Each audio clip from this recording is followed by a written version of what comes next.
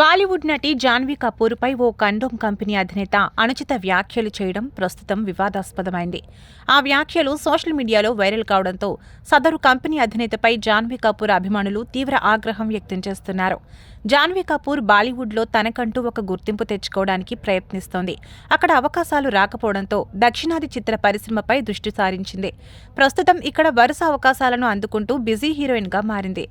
ఈ నేపథ్యంలో మ్యాన్ఫోర్స్ సంస్థ వ్యవస్థాపకుడు రాజీవ్ జునేజా ఒక ఇంటర్వ్యూలో కపూర్ గురించి చేసిన వ్యాఖ్యలు వివాదాస్పదమయ్యాయి.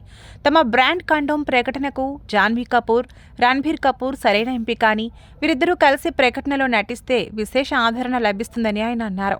అయితే జాన్వీ కపూర్ అనుమతి లేకుండా రాజీవ్ ఆమె పేరును ప్రస్తావించడంపై అభిమానులు మండిపడుతున్నారు. ఒక మహిళా నటిని కండోమ్ ప్రచారానికి ఎలా ఎంపిక చేస్తారంటూ ఆగ్రహం వ్యక్తం చేస్తున్నారు. దీని వెనుక ఆయన ఉద్దేశం ఏమిటని ప్రశ్నిస్తున్నారు. జాన్వీ కపూర్కు శృంగారపరమైన ఇమేజ్ క్రియేట్ చేయాలని చూస్తున్నారా అంటూ అభిమానులు నిలదీస్తున్నారు.